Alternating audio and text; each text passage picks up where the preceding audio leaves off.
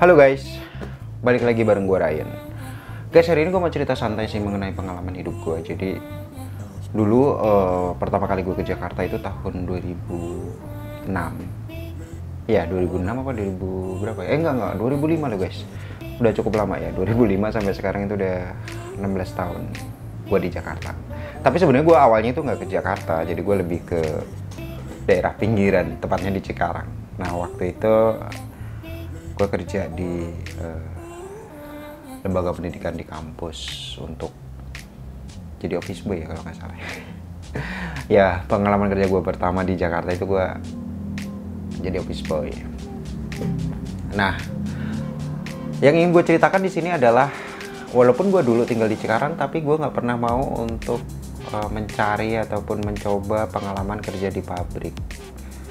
Jadi gini, waktu itu gue itu kerja di kampus kurang lebih sekitar setahun apa ya kalau nggak salah ya. Setelah itu gue lebih milih datengin Jakarta, nggak mau di Cikarang lagi gitu.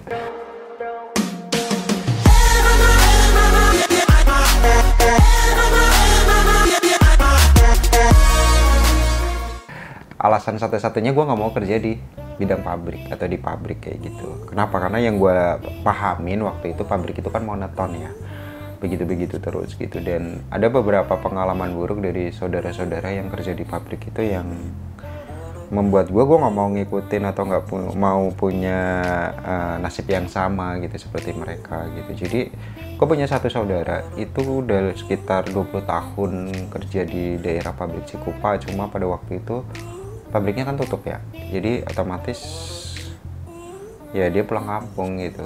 Kenapa? Karena ya selama kerja di pabrik itu dia nggak sekolah lagi, terus ya kemampuannya juga, skillnya kan ya namanya di pabrik kalau dalam satu bidang biasanya kan ngurusin itu aja ya. Contoh kalau di operator ya kayak gitu-gitu sesuai dengan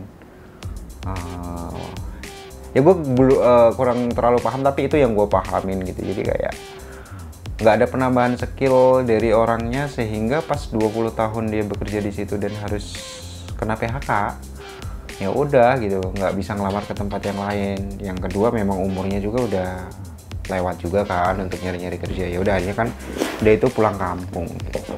Itu adalah pengalaman pertama gue yang membekas, dan gue nggak mau kerja di pabrik waktu itu. Dan nah yang kedua ini lebih dari 30 tahun anaknya juga udah besar, lahir di sini, besar di sini, pendidikan juga di sini gitu. Tapi setelah selesai karena adanya pandemi ini ya, dan kena PHK massal, dan sudah setahun terakhir memang nggak bisa, ya gimana gitu, balik lagi bahwa dia operator di pabrik yang ya untuk keluar dari pabrik terus dia berkarya tempat lain kan butuh waktu, butuh ini itu, balik lagi kan karena udah terlalu sibuk dengan lemburan, terlalu sibuk dengan yang lain-lain, yang pada akhirnya skillnya nggak di-upgrade, skillnya nggak ditambah. Nah begitu kena PHK nggak ada kemampuan lain, ngelamar tempat lain juga nggak ada, ya udah akhirnya pulang kampung lagi gitu.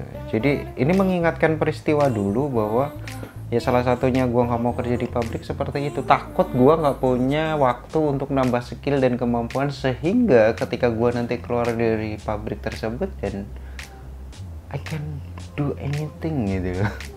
Itu loh guys, makanya setelah itu gue punya prinsip ya ini prinsip gue sih, artinya gue nggak iniin semacam kayak orang yang kerja di pabrik, itu bukan seperti itu maksudnya, tapi lebih ke diri gue, kenapa gue nggak mau kerja di lingkungan pabrik seperti itu. Walaupun ya banyak juga sih yang di pabrik juga sukses karena dia ya itu tadi kayak upgrade skill segala macam, sehingga ketika dia nggak dipakai di situ dia masih punya kemampuan yang lain untuk bisa berkarya, untuk bisa tetap bekerja, untuk mencari lowongan yang lain kayak gitu ya. Ada saudara gue juga yang di pabrik sampai sekarang masih eksis. Waktu itu ya dia sempat kuliah segala macam dan ada pendidikan ya lumayan, jadinya ya dia bisa bertahan dengan posisi juga naik terus kayak gitu. Sebenarnya gini guys, gue mau ngasih saran, kalau memang kalian mau kerja di pabrik, upgrade skill kalian, upgrade kemampuan kalian, tambah hal-hal yang bakal bisa membuat kalian survive di perantauan. Jangan sampai ketika kalian nanti habis kontrak segala macam, umur sudah lewat, kalian bingung, nggak ada perusahaan yang mau nerima, yang pada akhirnya kalian pulang kampung kayak gitu. Nah ini yang banyak terjadi gitu. Masalahnya adalah ketika kalian kerja di pabrik itu terlalu enjoy, ngejar lemburan, ngejar target, capek segala macam yang ya pada akhirnya ya ini kayak pengalaman-pengalaman dari saudara-saudara gue kayak gitu. Ya pokoknya intinya kita harus pandai-pandai diri.